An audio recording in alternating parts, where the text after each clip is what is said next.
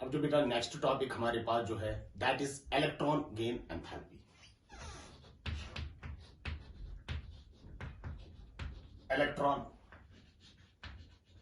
Gain enthalpy, and we denote this electron gain enthalpy by delta EGH or EGE, electron gain enthalpy। ध्यान देना, पहले हम देखेंगे बेटा ये इलेक्ट्रॉन गेन एंथैल्पी होती क्या है। ध्यान देना यहां पर अगर हम एक आइसोलेटेड गैसियस एटम लेंगे, यानी एक गैसियस एटम हमारे पास है, सपोज ये न्यूक्लियस है इस एटम का, and suppose it is a first shell, और फर्स्ट शेल में बेटा 2 इलेक्ट्रॉन्स प्रेजेंट है, and it is a second shell, suppose second shell में बेटा 8 इलेक्ट्रॉन्स प्रेजेंट है, 1 2 3 4 5 6 7 एंड 8, एंड नंबर थर्ड, ये थर्ड शेल हमारे पास है, थर्ड शेल में बेटा 1 इलेक्ट्रॉन प्रेजेंट है। तो ऑब्वियसली ये हमारे पास कौन सी शेल होगी, valence shell.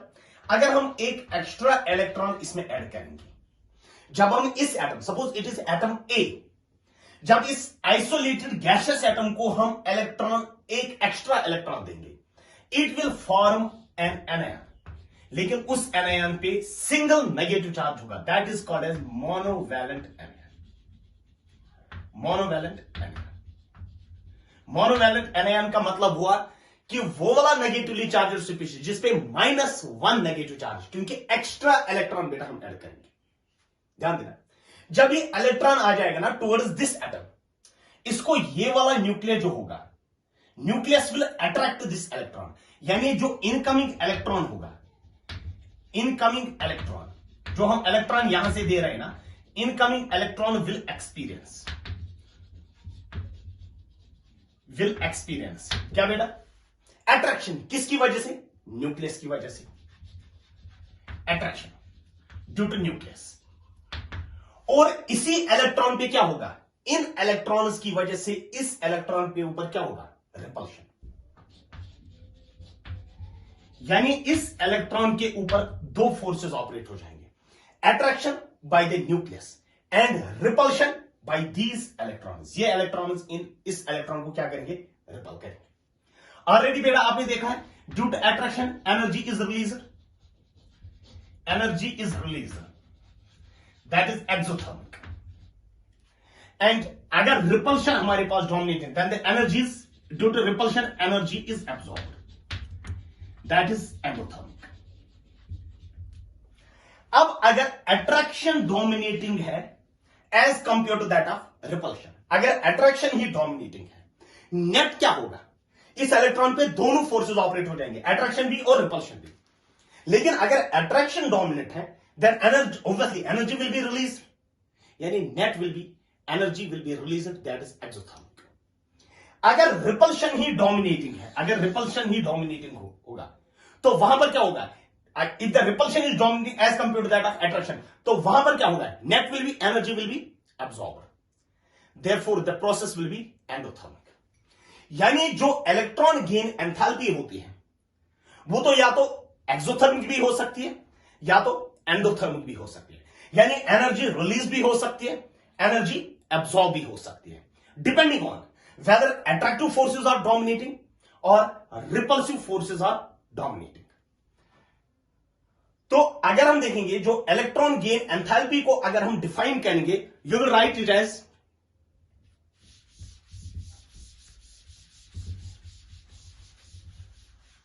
Electron gain enthalpy को अगर हम बेटा डिफाइन करेंगे, you will write it as defined as the amount of energy absorbed or released when an electron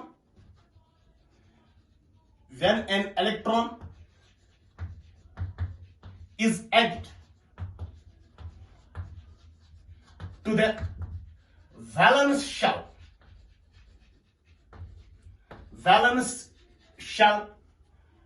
of isolated gaseous atom, valence shell of isolated gaseous atom,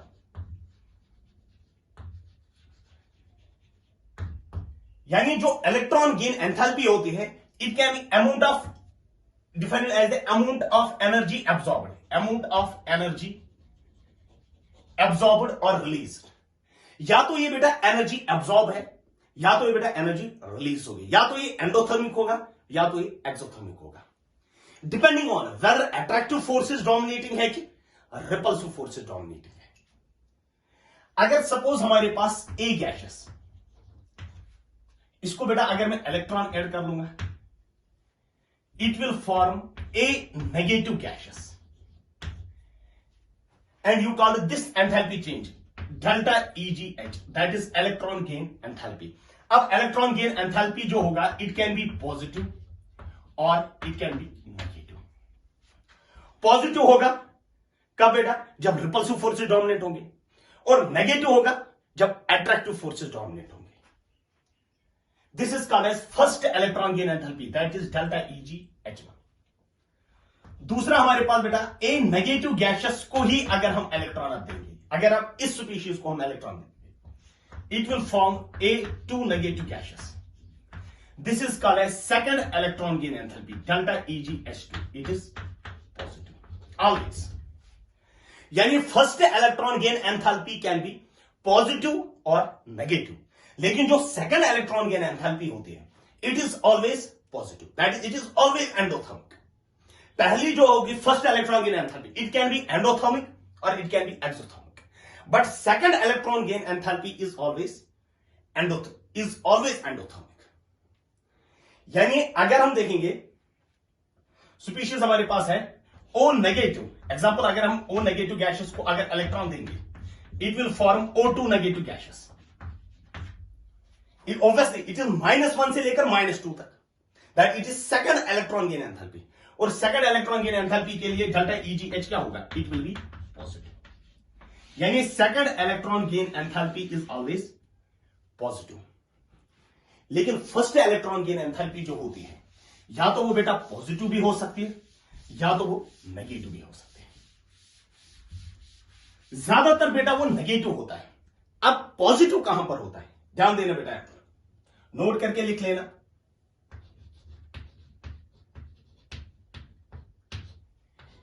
delta EGH1 is positive form. ये किसके लिए positive होता है? First electron gain enthalpy कब positive होती है? Number first, in case of noble gases. Noble gases, अगर हम नोबल गैसेस में इलेक्ट्रॉन्स ऐड करेंगे ना, सपोज हीलियम को अगर हम इलेक्ट्रॉन देंगे, तो उसके लिए जो इलेक्ट्रॉन गेन एंथैल्पी होगी ना, first electron gain enthalpy, it is positive. क्यों? क्योंकि वो होते हैं most stable.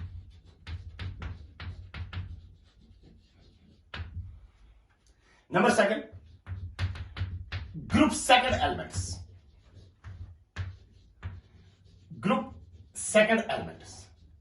Group second elements के लिए भी अगर आप इलेक्ट्रॉन ऐड करोगे, beryllium, magnesium, calcium, strontium, barium, उनके लिए भी डेल्टा EGH1 का वैल्यू क्या होता है? पॉजिटिव। यानी फर्स्ट इलेक्ट्रॉन गेन एंथैल्पी का वैल्यू पॉजिटिव होता है, क्योंकि उनमें कंप्लीटली फिल्ड s ऑर्बिटल होता है, completely filled s orbital.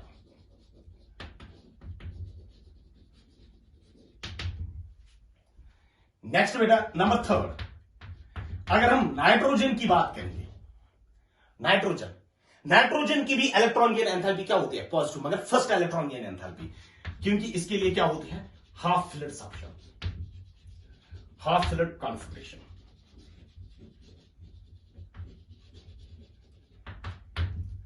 Half filled configuration, इनको छोड़ देना बेटा। बाकी जितने भी आपको मिलेंगे ना पीरियोडिक टेबल में, उनके लिए फर्स्ट इलेक्ट्रॉन गेन एंथैल्पी जो होती है, यानी नोबल गैसेस को छोड़ देना, helium, neon, argon, krypton, xenon, radon, group second elements, beryllium, magnesium, calcium, strontium, barium, radium and nitrogen, इनमें पॉजिटिव इलेक्ट्रॉन गेन एंथैल्पी होती है, यानी एंडोथर्मिक प्रोसेस होती है, यानी repulsive forces are dominating. Endothermic का मतलब हुआ energy is absorbed, energy absorb का मतलब हुआ रिपल्सिव फोर्सेस आर डोमिनेटिंग। बाकी जितने भी आपको एलिमेंट्स मिलेंगे, उनके लिए जो फर्स्ट इलेक्ट्रॉन गेन एंथैल्पी होती है, दैट इज ऑलवेज नेगेटिव। तो हमारा डिस्कशन जब भी होगा ना इलेक्ट्रॉन गेन एंथैल्पी के रिलेटेड, वो होगा कि हम खाली बेटा नेगेटिव वाली डिस्कस करेंगे। पॉजिटिव वाले जहां पर होगा उस वक्त मैं बोल दूंगा बेटा। सपोज बेटा हमारे पास X gaseous, it accepts an electron and it forms X negative gaseous। Suppose इसके लिए जो इलेक्ट्रॉन गेन एंथैल्पी होगी डेल्टा EgH1 that is equal to -300 kilojoules per mole. और Y गैसेस हमारे पास है plus electron, it forms Y negative gaseous. इस सपोज इसके लिए इलेक्ट्रॉन गेन एंथैल्पी जो है that is equal to -500 kilojoules per mole. ध्यान देना, अब ध्यान देना, यहां पर भी बेटा इलेक्ट्रॉन गेन एंथैल्पी नेगेटिव है और यहां पर भी बेटा इलेक्ट्रॉन गेन एंथैल्पी नेगेटिव है। नेगेटिव होने का मतलब है एक्सोथर्मिक। एक्सोथर्मिक का मतलब हुआ अट्रैक्टिव फोर्सेस आर डोमिनेट। लेकिन इसमें बेटा ज्यादा नेगेटिव है। ज्यादा नेगेटिव होने का मतलब है कि इसमें ज्यादा अट्रैक्टिव फोर्सेस, तो जिसकी इलेक्ट्रॉन गेन एंथैल्पी ज्यादा नेगेटिव होती है, यानी जिसका वैल्यू ज्यादा नेगेटिव होगा ना, उसकी ज्यादा इलेक्ट्रॉन गेन एंथैल्पी होगी। ये वो मैथमेटिक्स वाला नेगेटिव आप नहीं लेना। तो अगर हम इस नेगेटिव का खाली इतना ही मतलब होता है whether the energy is this negative indicates that energy is released. तो यहां पर कितनी रिलीज हुई 500 किलो जूल्स, यहां पर कितनी रिलीज हुई 300 किलो जूल्स। तो जिसका ज्यादा नेगेटिव वैल्यू होगा ना, उसकी ज्यादा इलेक्ट्रॉन गेन एंथैल्पी होगी। यानी किसी भी जगह अगर आपको कंपैरिजन करना होगा ना नेगेटिव के बीच में, जिसका ज्यादा नेगेटिव वैल्यू होगा यानी more negative value means more electron gain enthalpy. अब नेक्स्ट जो है that is factors on which electron gain enthalpy depends.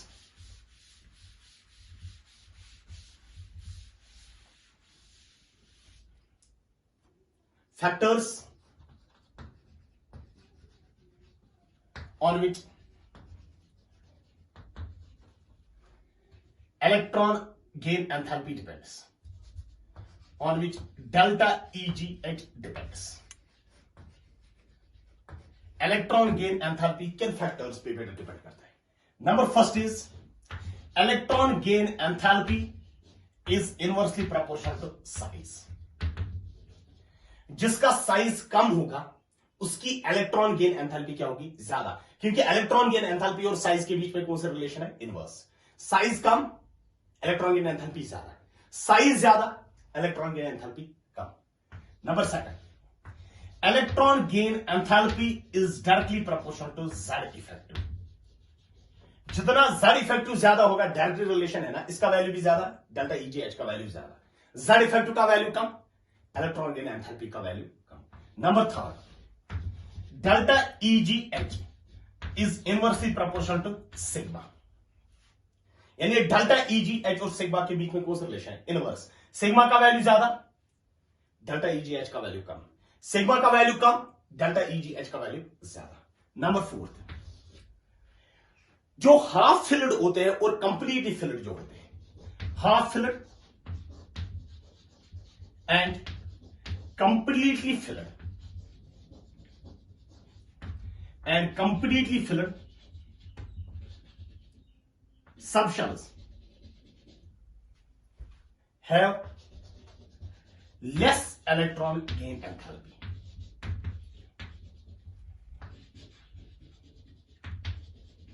यानी जो हाफ फिल्ड होते हैं और जो कंप्लीटली फिल्ड होते हैं, उनकी इलेक्ट्रॉन गेन एंथैल्पी क्या होती है? उनकी इलेक्ट्रॉन गेन एंथैल्पी कम होती है। किन के लिए बेटा? हाफ फिल्ड और कंप्लीटली फिल्ड कॉन्फ़िगरेशन के लिए। यानी half filled and completely filled configurations have less electron gain enthalpy. तो एक चीज तो आपने बेटा देख लिया कि जिसका साइज कम होगा उसकी इलेक्ट्रॉन गेन एंथैल्पी क्या होती है? ज्यादा। As you move from top to bottom, size increases, therefore electron gain enthalpy decreases. होना चाहिए ऐसे। ध्यान देना, नोट करके लिख लेना। इलेक्ट्रॉन गेन एंथैल्पी का सिंपली मतलब है एक एक्स्ट्रा इलेक्ट्रॉन हमें ऐड करना है। किसमें? वैलेंस शेल में। ध्यान देना, boron, carbon, nitrogen, oxygen, fluorine. दूसरा वो aluminium, silicon, phosphorus, sulphur and chlorine. These are second period elements and these are third period elements। तो अगर मैं आपको देखूंगा बोरान और एल्यूमिनियम में, आप बोलोगे बोरान का साइज कम होगा, इसकी इलेक्ट्रॉन गेन एंथैल्पी क्या होनी चाहिए? बोरान का साइज कम होगा तो इसकी इलेक्ट्रॉन गेन एंथैल्पी क्या होनी चाहिए? इसकी इलेक्ट्रॉन गेन एंथैल्पी ज्यादा होनी चाहिए, वही होना चाहिए। कार्बन का साइज, क्योंकि इलेक्ट्रॉन गेन एंथैल्पी और साइज के बीच में कौन सा रिलेशन है? अगर हम देखेंगे second period, as you move from top to bottom size increase, इसका साइज ज्यादा, इलेक्ट्रॉन गेन एंथैल्पी कम। इसी तरीके इसका साइज ज्यादा, इसकी इलेक्ट्रॉन गेन एंथैल्पी कम, इसका साइज ज्यादा, इलेक्ट्रॉन गेन एंथैल्पी कम, इसका साइज ज्यादा, इलेक्ट्रॉन गेन एंथैल्पी कम। लेकिन जब हम देखते हैं एक्सपेरिमेंटली, जब हम देखते हैं एल्यूमिनियम की इलेक्ट्रॉन गेन एंथैल्पी ज्यादा होती है किससे? बोरान। सिलिकॉन की ज्यादा होती है किससे? कार्बन। फास्फोरस की ज्यादा होती है किससे? नाइट्रोजन से। सल्फर की ज्यादा होती है किससे? ऑक्सीजन से। और क्लोरीन की ज्यादा होती है किससे? फ्लोरीन से। और इस नाइट्रोजन का और एक केस है, इसकी पॉजिटिव इलेक्ट्रॉन गेन एंथैल्पी होती है, इसका पॉजिटिव इलेक्ट्रॉन गेन एंथैल्पी होती है किसकी? नाइट्रोजन की। ध्यान देना। अब हमें यही देखना है कि सेकंड पीरियड एलिमेंट्स का अगर साइज कम है तो इलेक्ट्रॉन गेन एंथैल्पी ज्यादा होनी चाहिए, लेकिन इनकी इलेक्ट्रॉन गेन एंथैल्पी कम होती है as compare to that of third period elements. ऐसा क्यों होता है? ध्यान देना। किसी भी सेकंड पीरियड एलिमेंट को आप ले लो, चलो कार्बन को आगे हम लेंगे और सिलिकॉन को हम देखेंगे, बाकी में भी बेटा सिमिलर कंपैरिजन हम कर सकते हैं। कार्बन का एटॉमिक नंबर कितना होता है? 6। 6 का मतलब हुआ बेटा 1s2 2s2 2p2। और उसके बाद बेटा सिलिकॉन, सिलिकॉन का कितना होता है? 14। तो इसकी इलेक्ट्रॉनिक कॉन्फ़िगरेशन क्या होगी? 1s2 2s2 2p6 3s2 and 3p2। अगर हम कार्बन में एक्स्ट्रा इलेक्ट्रॉन दे देंगे, इलेक्ट्रॉन गेन एंथैल्पी का मतलब हुआ एक्स्ट्रा इलेक्ट्रॉन हमें देना है, हम यहां से बेटा एक्स्ट्रा इलेक्ट्रॉन दे देंगे तो वो किस में चला जाएगा? 2p में। अगर हम बेटा सिलिकॉन में एक्स्ट्रा इलेक्ट्रॉन दे देंगे तो वो किस में चला जाएगा? 3p में चला जाएगा। जो 2p का साइज होता है वो कम होता है, यानी 2p का साइज कम होता है और 3p का साइज क्या होता है? ज्यादा होता है। तो अगर आप देखोगे 2p का साइज कम होता है क्योंकि एक्स्ट्रा इलेक्ट्रॉन बेटा 2p में चला जाएगा, यहां पर एक्स्ट्रा इलेक्ट्रॉन किस में चला जाएगा? 3p में। जब एक्स्ट्रा इलेक्ट्रॉन 2p में चला जाएगा वहां पर बेटा रिपल्शंस होंगे। अब 2p का साइज कम है, तो अगर 2p का साइज कम है तो इसमें बेटा 3 इलेक्ट्रॉन्स है। सपोज ये 2p हमारे पास है, 2p तो डबल शेपेड हमारे पास, तो अगर 2p में बेटा 3 इलेक्ट्रॉन, तो यहां पर बेटा 3p में कितने इलेक्ट्रॉन्स है? 3 इलेक्ट्रॉन। जब एक्स्ट्रा इलेक्ट्रॉन ऐड करेंगे तो यहां पर जब साइज कम होगा तो यहां पर बेटा इंटर इलेक्ट्रॉनिक रिपल्शंस ज्यादा होंगे और यहां पर इंटर इलेक्ट्रॉनिक रिपल्शंस कम होंगे क्योंकि इसका साइज ज्यादा होता है। यानी जो सेकंड पीरियड एलिमेंट्स होते हैं, सेकंड पीरियड एलिमेंट्स में इंटर इलेक्ट्रॉनिक रिपल्शन जो होते हैं ना वो ज्यादा होते हैं क्योंकि उनका साइज कम होता है as compare to that of third period elements. क्योंकि थर्ड पीरियड एलिमेंट्स का साइज ज्यादा होता है तो उनमें इंटर इलेक्ट्रॉनिक रिपल्शंस कम होते हैं। यानी वहां पर लिख लेना बेटा, the second period elements have low electron gain enthalpy as compare to that of third period elements.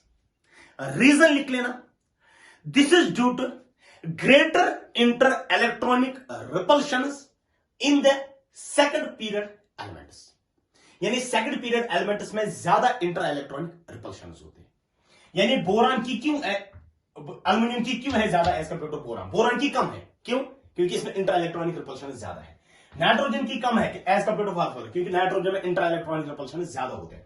Oxygen की कम है, किससे? सल्फर से, क्योंकि ऑक्सीजन में इंटर इलेक्ट्रॉनिक रिपल्शन क्या होते हैं? ज्यादा। फ्लोरीन की कम है, किससे? क्लोरीन से, क्योंकि फ्लोरीन में इंटर इलेक्ट्रॉनिक रिपल्शन क्या होते हैं? ज्यादा होते हैं। अब ध्यान देना,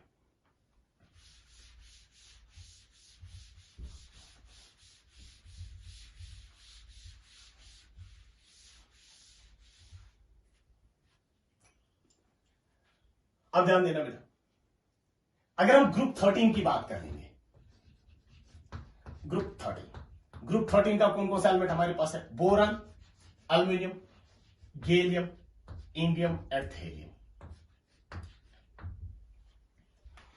तो अगर हम देखेंगे it is from the top to bottom, ये टॉप टू बॉटम है ना। अगर हम साइज की बात करेंगे,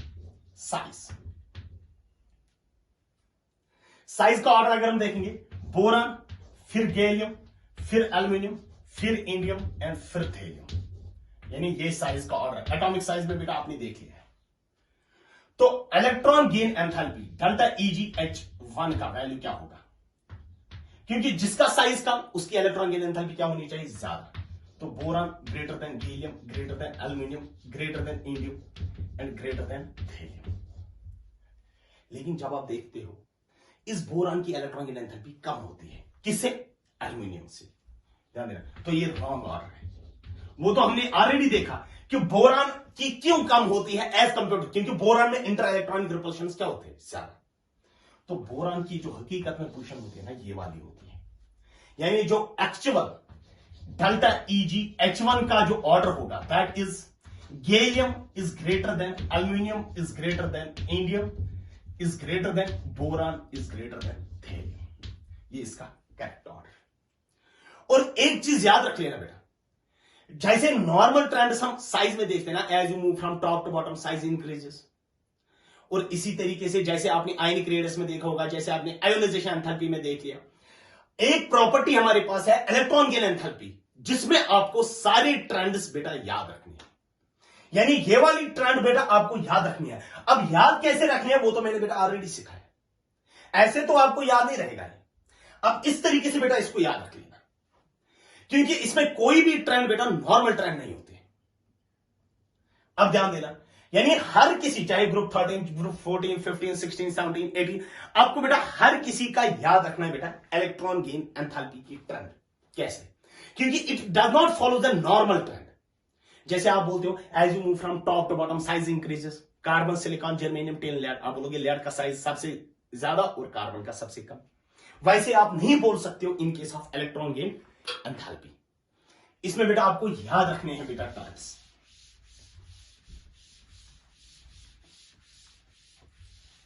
ध्यान देना। नेक्स्ट बेटा ग्रुप 14। ग्रुप 14 में बेटा carbon, silicon, germanium, tin and lead. तो पहले आप क्या देखोगे, साइज। बता बेटा साइज का ट्रेंड क्या होगा, carbon less than silicon less than germanium less than tin less than lead. तो लेड का साइज सबसे ज्यादा। साइज और इलेक्ट्रॉन गेन एंथैल्पी के बीच में कौन से रिलेशन होते हैं, इनवर्स। यानी it will follow carbon greater than silicon greater than germanium greater than tin greater than lead.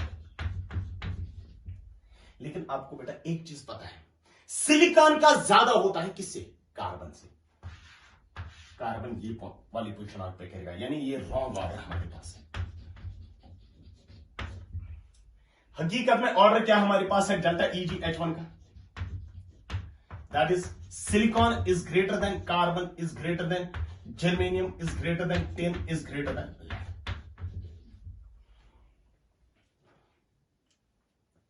इसी तरीके से अगर आप ग्रुप 15 का भी देख लोगे तो उनकी पॉजिटिव इलेक्ट्रॉन गेन एंथैल्पी होती है नाइट्रोजन की। ग्रुप 16 की अगर हम बात कर लेंगे,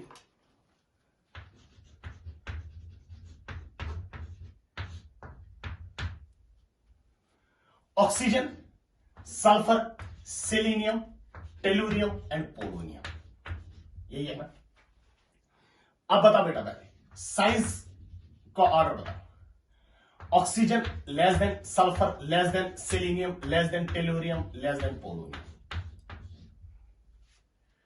फिर electron gain enthalpy delta EgH1 का वैल्यू क्या होगा, जिसका साइज कम होगा उसकी इलेक्ट्रॉन गेन एंथैल्पी ज्यादा होगी। यानी ये वाला ट्रेंड फॉलो होना चाहिए, सेलेनियम, टेलुरियम एंड पोलोनियम। मगर एक चीज तो बेटा ऑलरेडी मैंने बोला है कि ऑक्सीजन और सल्फर में, क्योंकि ऑक्सीजन में इंटर इलेक्ट्रॉनिक रिपल्शन ज्यादा होते हैं और ऑक्सीजन की जो हकीकत पोजीशन होती है वो ये वाली होती है। यानी ये रॉन्ग ऑर्डर हमारे पास है। करेक्ट ऑर्डर क्या है इलेक्ट्रॉन गेन एंथैल्पी का डेल्टा EgH1 का, that is sulphur is greater then selenium is greater then tellurium is greater then polonium is greater then oxygen. यानी ग्रुप 16 में सबसे ज्यादा किसकी होती है, सल्फर की, और सबसे कम किसकी होती है, ऑक्सीजन की। इसी तरीके से बेटा ग्रुप 17,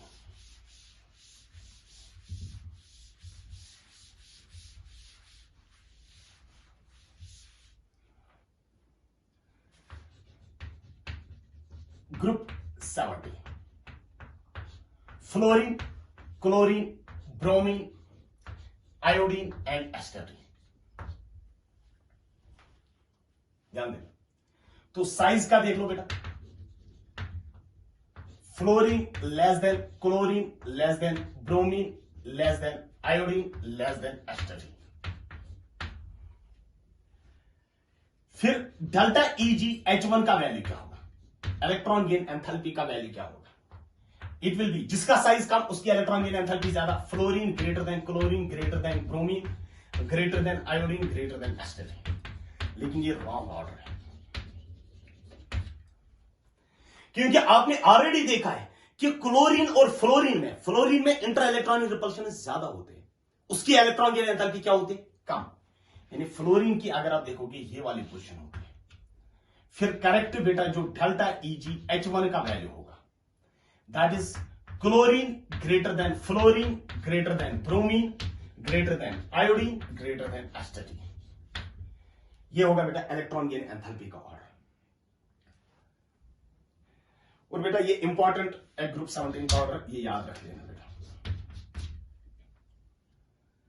अब नेक्स्ट जो है दैट इज ग्रुप 18।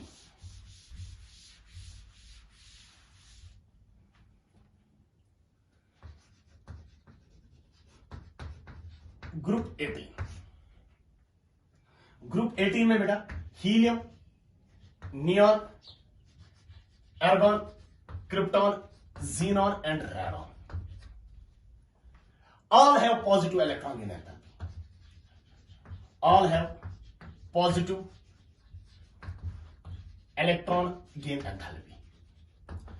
इनमें इलेक्ट्रॉन गेन एंथैल्पी जो होती है दैट इज पॉजिटिव, हर किसी केस में पॉजिटिव। इसमें अगर आप देखोगे नियॉन की ये वाली पोजीशन होती है, हीलियम की ये वाली पोजीशन होती है, हीलियम की। ध्यान देना करेक्ट ऑर्डर क्या है बेटा, ध्यान देना, neon greater than argon greater than krypton greater than xenon greater than radon is greater then helium. यानी इन सारे अगर आप देखोगे ना हर किसी केस में इलेक्ट्रॉन गेन एंथैल्पी क्या है, पॉजिटिव। इसका बेटा क्या है, मोर पॉजिटिव। सबसे ज्यादा पॉजिटिव किसके पास होता है, नियॉन के पास, और इसके पास क्या होता है, least positive.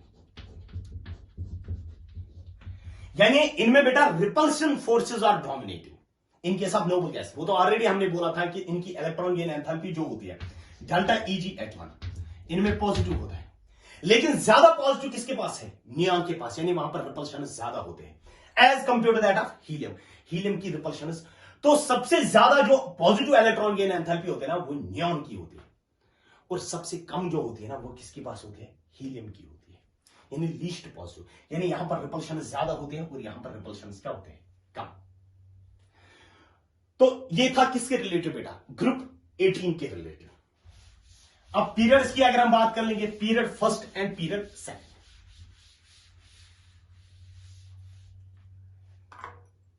Period first,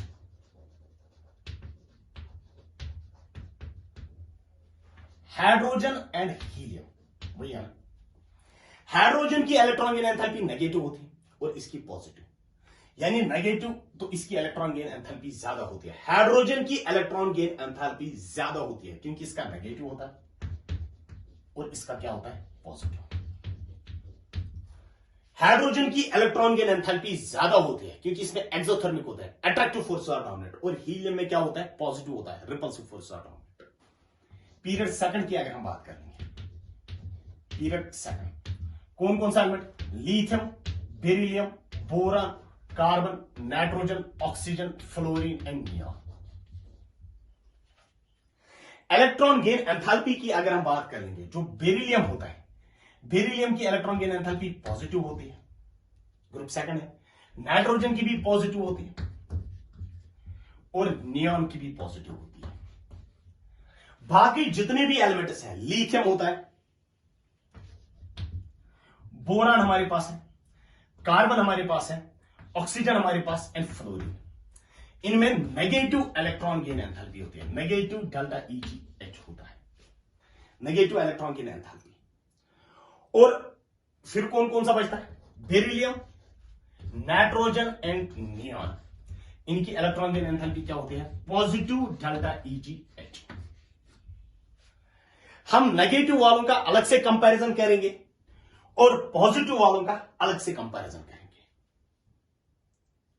as you move from left towards right, size decreases, therefore electron gain enthalpy increases. तो इलेक्ट्रॉन गेन एंथैल्पी का ये ऑर्डर होगा। इनमें बेटा इसका भी पॉजिटिव है, इसका भी पॉजिटिव है और इसका भी पॉजिटिव है। नियॉन का ज्यादा पॉजिटिव होता है, यानी इसमें ज्यादा रिपल्शन होते हैं और बेरिलियम में रिपल्शन क्या होते हैं? कम होते हैं। यानी आपने बेटा नेगेटिव को अलग से कंपैरिजन किया और पॉजिटिव वालों को अलग से कंपैरिजन किया, तो पीरियड सेकंड में सबसे ज्यादा इलेक्ट्रॉन गेन एंथैल्पी किसके पास होती है? फ्लोरीन के पास, क्योंकि इसके पास सबसे ज्यादा नेगेटिव होता है। और सबसे कम किसके पास होती है? बेरिलियम, क्योंकि इसका सबसे कम पॉजिटिव होता है। ध्यान देना।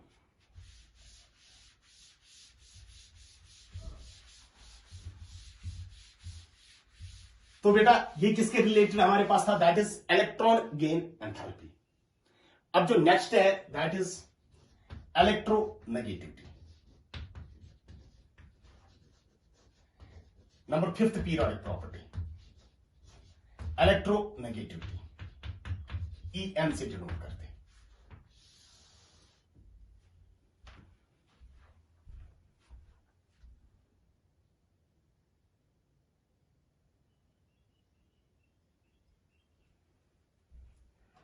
अब ध्यान देना बेटा, पहले हम डिफाइन करेंगे इलेक्ट्रोनेगेटिविटी बेटा होती क्या है। It is defined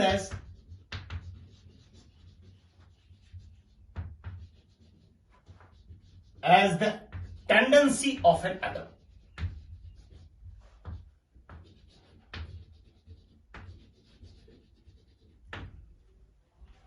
to attract shared pair of electrons, shared pair of electrons towards itself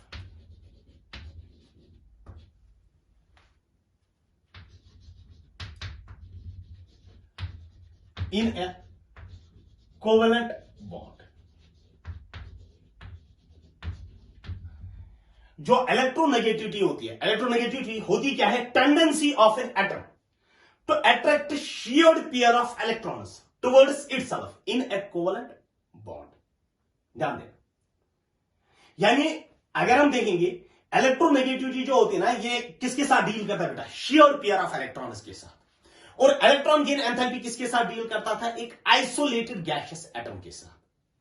ध्यान देना, अगर हम बोलेंगे ए और बी के बीच में बॉन्ड है, बॉन्ड का सिंपली मतलब है कि ए और बी के बीच में क्या प्रेजेंट है? इलेक्ट्रॉन पेयर प्रेजेंट है। If B is more electronegative than A, अगर बेटा बी ज्यादा इलेक्ट्रोनेगेटिव है किससे? ए से, तो ये इलेक्ट्रॉन पेयर कहां की ओर शिफ्ट हो जाएगा? Towards B. यानी अगर मैं बोलूंगा B is more electronegative than A, तो ये इलेक्ट्रॉन पेयर को ज्यादा कौन अट्रैक्ट करेगा? B। तो जब ये B की ओर डिस्प्लेस हो जाएगा तो B पे बेटा partial negative, slight negative charge आ जाएगा। ये बेटा कंप्लीटली B पे नहीं चलेगा, इसको B थोड़ा सा अट्रैक्ट करेगा अपनी ओर, तो A पे बेटा उतना ही क्या आ जाएगा? Positive charge. लेकिन अगर यही A और B के बीच में बॉन्ड है, बॉन्ड का मतलब हुआ इलेक्ट्रॉन पेयर, अगर मैं बोलूंगा A is more electronegative then B, A is more electronegative then B, A ही ज्यादा इलेक्ट्रोनेगेटिव है, तो ये इलेक्ट्रॉन पेयर कहां की ओर शिफ्ट हो जाएगा? Towards A। तो A पे क्या आ जाएगा? पार्शियल नेगेटिव, और B पे क्या आ जाएगा? Partial positive. पार्शियल नेगेटिव का मतलब हुआ स्लाइट नेगेटिव, स्लाइट नेगेटिव का मतलब हुआ इसने इससे ज्यादा अट्रैक्ट किया। यानी ये तो बेटा होने चाहिए एट सेंटर, लेकिन अगर B इज मोर इलेक्ट्रोनेगेटिव तभी इसको ज्यादा अट्रैक्ट करेगा। इसी तरीके से बेटा अगर ये होना चाहिए सेंटर पे, लेकिन A इज मोर इलेक्ट्रोनेगेटिव, तो A इसको ज्यादा अपनी ओर अट्रैक्ट करेगा। यानी जो इलेक्ट्रोनेगेटिविटी होती है, इलेक्ट्रोनेगेटिविटी हम बेटा डिस्कस करते हैं once we have a shared pair of electrons, हमारे पास एक शेयर्ड पेयर ऑफ इलेक्ट्रॉन्स होनी चाहिए। Factors on which electronegativity depends, किन फैक्टर्स पे बेटा इलेक्ट्रोनेगेटिविटी डिपेंड करती है? नंबर फर्स्ट, इलेक्ट्रोनेगेटिविटी जो होती है it is inversely proportional to size. जिसका साइज कम होगा उसकी इलेक्ट्रोनेगेटिविटी क्या होती? ज्यादा। Number second, electronegativity is inversely proportional to size. जिसका साइज कम होगा ना उसकी इलेक्ट्रोनेगेटिविटी क्या होगी? ज्यादा। Electronegativity is directly proportional to Z effective. यानी इलेक्ट्रोनेगेटिविटी और जेड इफेक्टिव के बीच में कौन सा रिलेशन है? डायरेक्ट। जेड इफेक्टिव ज्यादा, इलेक्ट्रोनेगेटिविटी ज्यादा, जेड इफेक्टिव कम, इलेक्ट्रोनेगेटिविटी कम। Number third, electronegativity is inversely proportional to sigma. यानी इलेक्ट्रोनेगेटिविटी और शील्डिंग के बीच में कौन सी रिलेशन है? इनवर्स। सिग्मा का वैल्यू ज्यादा, इलेक्ट्रोनेगेटिविटी कम, सिग्मा कम, इलेक्ट्रोनेगेटिविटी ज्यादा। Number fourth, electronegativity is directly proportional to positive charge. यानी जितना पॉजिटिव चार्ज ज्यादा होगा ना इलेक्ट्रोनेगेटिविटी भी क्या होगी? ज्यादा। पॉजिटिव चार्ज कम, इलेक्ट्रोनेगेटिविटी भी कम। Number fifth, electronegativity is inversely proportional to negative charge. Negative charge ज्यादा, इलेक्ट्रोनेगेटिविटी कम, क्योंकि इलेक्ट्रोनेगेटिविटी और नेगेटिव चार्ज के बीच में कौन सा रिलेशन है बेटा? Inverse relation. ध्यान देना। अगर मैं यहां पर लिखूंगा oxygen, oxygen -1, oxygen +1, oxygen -2, oxygen +2, order देना होगा इलेक्ट्रोनेगेटिविटी का। इलेक्ट्रोनेगेटिविटी का ऑर्डर देना होगा। जितना पॉजिटिव चार्ज ज्यादा, या तो आप बेटा पहले साइज का ऑर्डर दोगे फिर उसके बाद इलेक्ट्रोनेगेटिविटी का ऑर्डर दोगे। सिंपली अगर आप साइज का ऑर्डर दे दोगे फिर उसके बाद इलेक्ट्रोनेगेटिविटी का ऑर्डर दे दो, या तो on the base of positive charge and negative charge भी देख सकते हो। जो भी ध्यान देना। अगर हम पहले साइज का ऑर्डर देख लेंगे, साइज तो जिसके पास इलेक्ट्रॉन क्लाउड ज्यादा उसका साइज ज्यादा। O-2 is greater then O-1 is greater then O is greater then O+1 is greater then O+2। यही होगा ना साइज का ऑर्डर। ऑलरेडी बेटा हमने आयनिक रेडियस में डिस्कस किया है। तो अगर उसके बाद आपको बोला जाएगा साइज और इलेक्ट्रोनेगेटिविटी के बीच में कौन सा रिलेशन है? इनवर्स। तो इलेक्ट्रोनेगेटिविटी का ऑर्डर क्या होगा? En का ऑर्डर क्या होगा? O-2 is less than O-1 is less than O is less than O+1 is less than O+2। यानी O+2 की इलेक्ट्रोनेगेटिविटी ज्यादा होगी। किससे बेटा? O-2 से। या तो बेटा आप on the basis of positive charge, जितना पॉजिटिव चार्ज ज्यादा होगा इलेक्ट्रोनेगेटिविटी ज्यादा होगी इसका।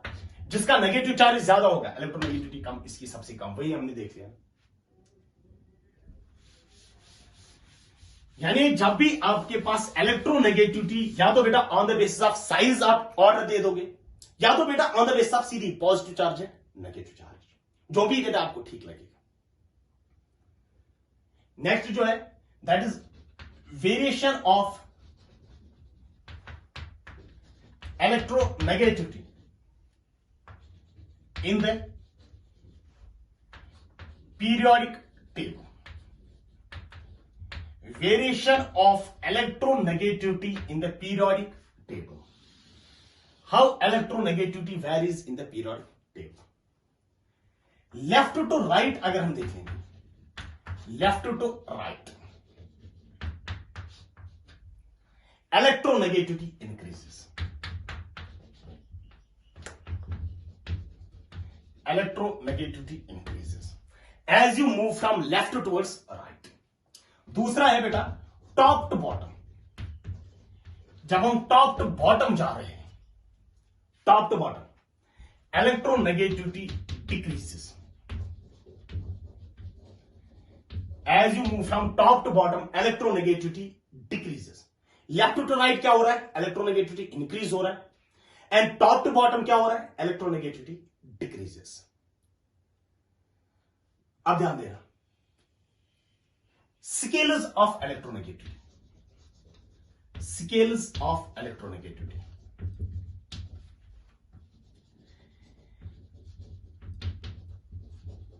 Scales of electronegativity. Different scientists आए from time to time, और जिन्होंने बेटा इलेक्ट्रोनेगेटिविटी की अपनी अपनी स्केल दी। पहला जो था that is called as Allred and Rochow. That is called as Allred Rochow scale. उन्होंने बेटा अपनी स्केल दे दी इलेक्ट्रोनेगेटिविटी की। दूसरा आया बेटा मिलिकन, उसने भी अपनी स्केल दे दी इलेक्ट्रोनेगेटिविटी को, that is called as Mulliken scale. और जो हम आज यूज करते हैं electronegativity scale, that is called as Pauling scale. वो पॉलिंग के लिए पॉलिंग स्केल। और अगर हम देखेंगे जो ये स्केल्स ऑफ इलेक्ट्रोनेगेटिविटी है ना, ऑर्डर-रोचो ने बेटा अपनी स्केल दे दी कि ये इलेक्ट्रोनेगेटिविटी होनी चाहिए ये एलिमेंट्स की on the basis of Z effective and size. Mulliken ने भी अपनी electronegativity value based on ionisation energy and electron affinity. और पॉलिंग ने भी बेटा एक स्केल दे दी, that is called as Pauling scale. और आज जो हम यूज करते हैं दैट इज कॉल्ड एज, जो हमारे पास जो हम बोलते हैं ना इलेक्ट्रोनेगेटिविटी, हाइड्रोजन की 2.1, इसी तरीके से फ्लोरीन की 4, जैसे हमारे पास ऑक्सीजन की 3.5, that is based on polling scale. वो पॉलिंग स्केल के बेसिस पे हम बोल रहे हैं।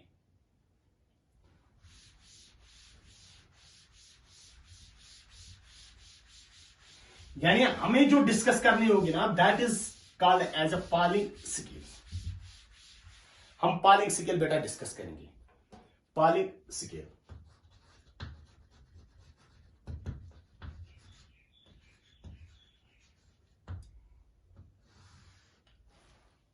Polling scale. Number first point बेटा पॉलिंग स्केल में fluorine is taken as reference. Fluorine is taken as reference. Pauling ने बेटा फ्लोरीन को रेफरेंस लिया विथ इलेक्ट्रोनेगेटिविटी इक्वल टू 4।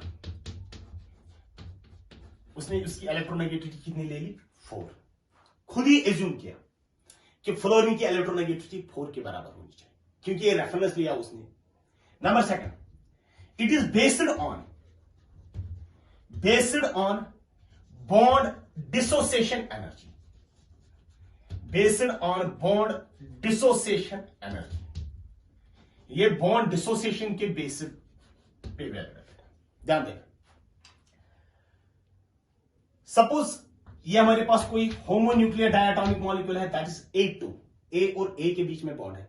इसकी भी जो इलेक्ट्रोनेगेटिविटी होगी वो इसकी भी इलेक्ट्रोनेगेटिविटी होगी ना, क्योंकि ये हमारे पास कौन से एटम्स हमारे पास है? Similar atoms. प्लस बी, जो इस बी की इलेक्ट्रोनेगेटिविटी है वही इस बी की भी इलेक्ट्रोनेगेटिविटी है। जब ये आपस में बेटा रिएक्ट करेंगे they will form twice A B. और ए और बी की they will differ in their electronegativity. A और बी बेटा डिफर करते हैं किसमें? इलेक्ट्रोनेगेटिविटी। डेल्टा ई जो होता है, delta E is called as extra bond energy. Extra bond energy. जो डेल्टा ई होता है it is equal to energy of A B bond, that is energy of this bond. A B bond की energy कितनी है? Minus square root of energy of A bond into energy of B bond. यानी delta E जो होता है that is called as extra energy. वो किसके बराबर होता है? एनर्जी ऑफ दिस बॉन्ड, वो तो देखिए होगा, minus square root of energy of this bond into energy of B bond. And you called इनके डिफरेंस को हम क्या बोलते हैं? Delta E. And delta E you called it as an extra bond energy. अब अगर यही हमारे पास है ना ए और बी, सपोज ए की इलेक्ट्रोनेगेटिविटी है ENA और इलेक्ट्रोनेगेटिविटी बी हमारे पास क्या है? That is ENB। Electronegativity of B, ENA and ENB। ENA means electronegativity of A and ENB means electronegativity of B। और डेल्टा E क्या होता है? Delta E is called as extra bond energy। फिर electronegativity of A minus electronegativity of B, that is ENA minus ENB। It is equal to 0.102 under root of delta E। और इस delta E का value किसमें होना चाहिए? In kilo joules per मोल। ये kilo joules per मोल में होना चाहिए। या electronegativity of A minus electronegativity of B, it is equal to 0.208 under root of delta E. Delta E is extra bond energy, and delta E should be in kilocalories per mole. It should be in kilocalories per mole. यानी जब भी आपको बेटा A और B दे के होगा, electronegativity of A minus electronegativity of B, that is equal to 0.102 under root of delta E. Delta E किसमें होना चाहिए? किलो जूल्स पर मोल में. और इसी तरीके से electronegativity of A minus electronegativity of B, it is equal to 0.208 under root of delta E, and delta E should be in kilocalories per mole.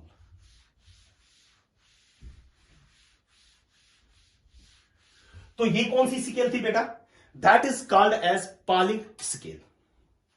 और हमें बेटा जो सिलेबस में है ना वो पॉलिंग स्केल ही है. इंपॉर्टेंट पॉइंट्स,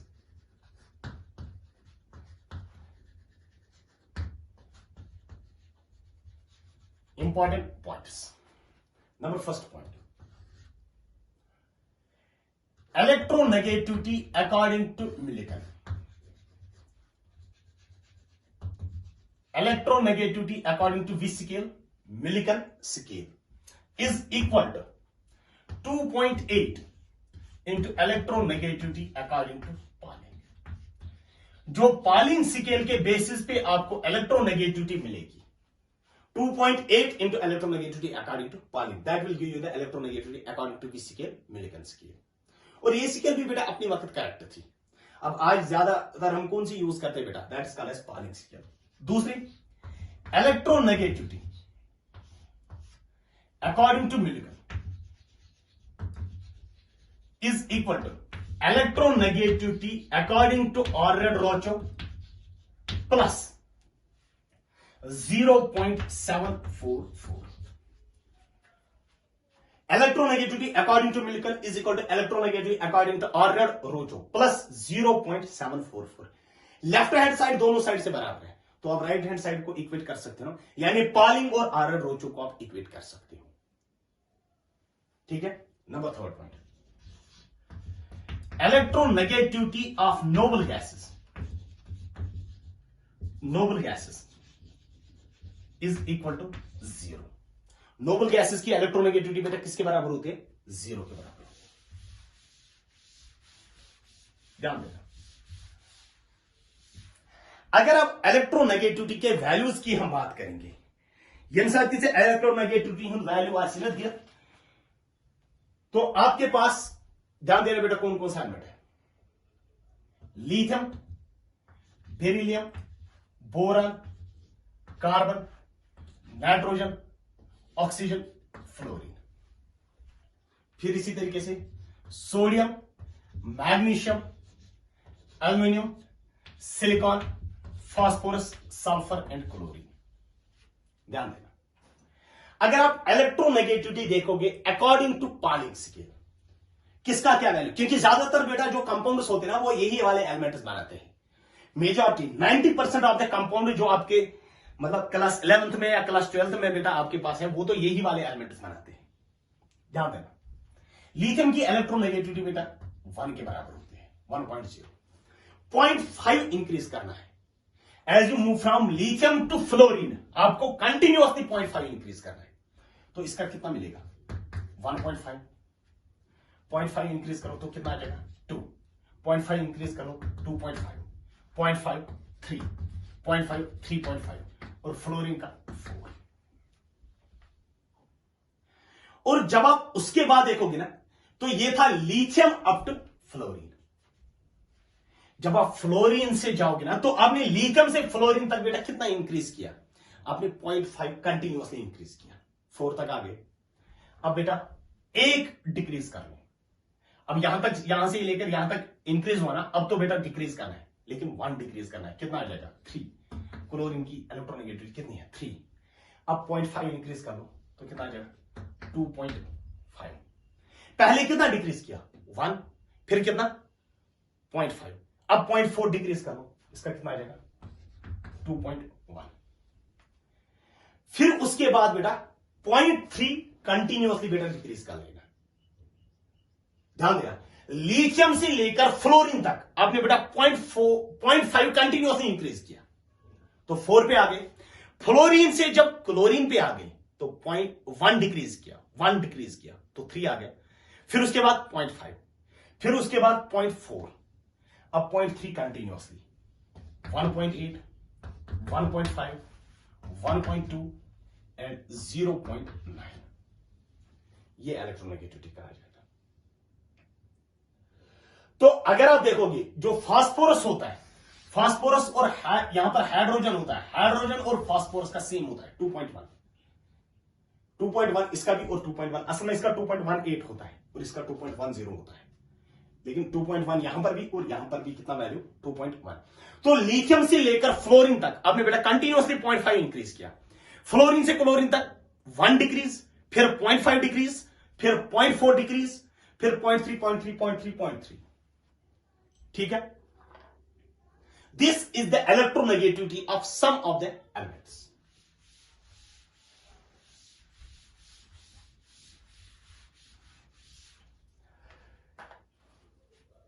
नेक्स्ट बेटा 1 2 3 4 5th point, that is electronegativity जो होता है it is directly proportional to non metallic character. यानी जितना नॉन मेटेलिक कैरेक्टर ज्यादा होगा उतनी इलेक्ट्रोनेगेटिविटी भी क्या होगी, ज्यादा। नॉन मेटेलिक कैरेक्टर ज्यादा, इलेक्ट्रोनेगेटिविटी ज्यादा, या you can say it is inversely proportional to metallic character.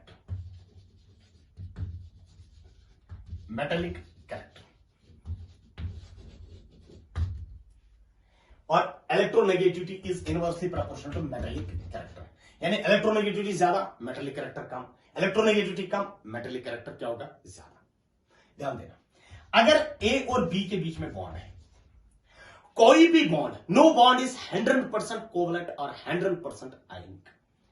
कोई भी बॉन्ड ऐसा नहीं होता है जो आप बॉन्डिंग में डिस्कस करोगे, कोई भी बॉन्ड हमारे पास ऐसा नहीं होता है जो 100% कोवलेंट हो या 100% आयनिक हो। अब जब हम बोलते हैं ना कोवलेंट बॉन्ड, उसमें बेटा आयनिक कैरेक्टर होता है लेकिन वो कम होता है। यानी हर किसी कोवलेंट बॉन्ड में आयनिक कैरेक्टर होता है और हर किसी आयनिक बॉन्ड में क्या होता है, कोवलेंट कैरेक्टर होता है। अगर ए और बी हमारे पास कोवलेंट बॉन्ड है तो ऑब्वियसली बेटा इसमें आयनिक कैरेक्टर भी होगा। अब डोमिनेटिव कौन सा है, covalent bond. That is why covalent character जब डोमिनेटिंग होगा ना, you call that bond as covalent bond. अगर आयनिक कैरेक्टर डोमिनेटिंग होगा then you call that as an ionic bond.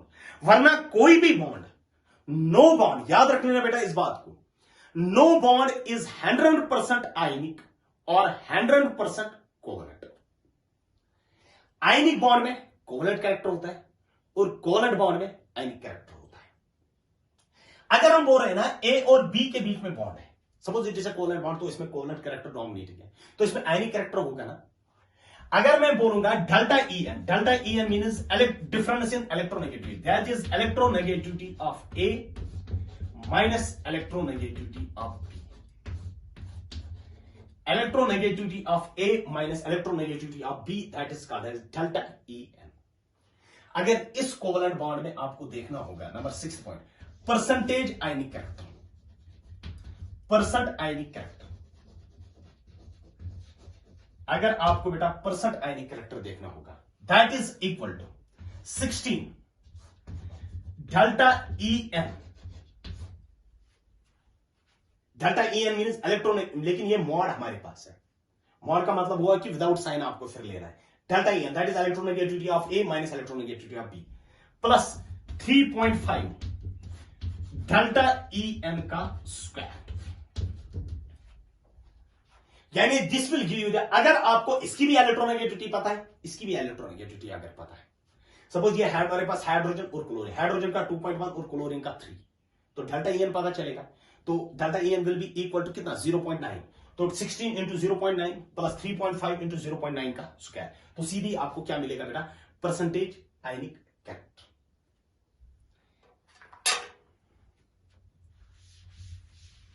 अब जो नेक्स्ट टॉपिक है बेटा, that is diagonal relationship. Diagonal relationship,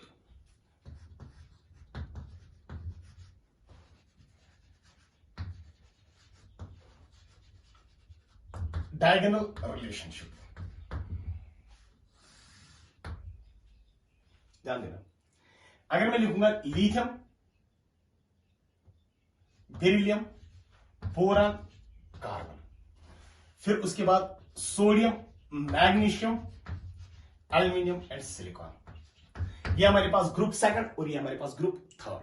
ध्यान देना बेटा, जो लिथियम होता है, लिथियम रिजेंबल्स विथ मैग्नीशियम, ये this is called as one diagonal pair.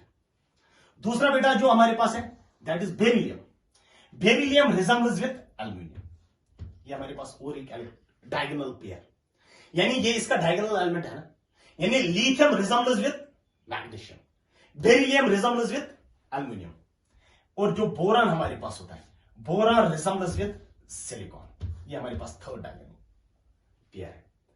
यानी अगर आप देखोगे ना पीरियोडिक टेबल में हमारे पास 3 डायगोनल पेयर्स हैं, lithium magnesium 1 pair, beryllium aluminium 2nd pair, boron silicon 3rd pair.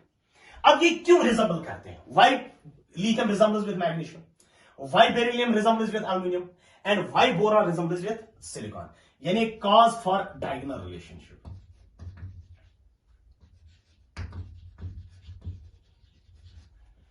Cause for diagonal relationship. Number first point, similar atomic size. Similar atomic size. इसकी वजह से भी होता है, यानी इसका और इसका साइज सिमिलर होता है, बेरिलियम और एल्यूमिनियम का सिमिलर होता है, बोरान और सिलिकॉन का सिमिलर होता है। Number second is similar ionic size. Similar ionic size यानी इनके आयन लिथियम पॉजिटिव और मैग्नीशियम 2 पॉजिटिव सिमिलर होता है, beryllium 2 positive, aluminium 3 positive similar होता है। Number third is similar ionic potential. Similar ionic potential,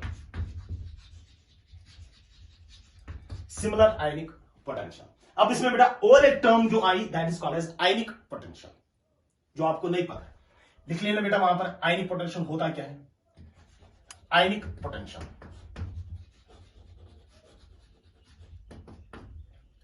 that is called as phi, वो होता है बेटा बराबर charge of cation divided by size of cation. Charge of cation divided by size of cation, that is called as phi, ionic potential.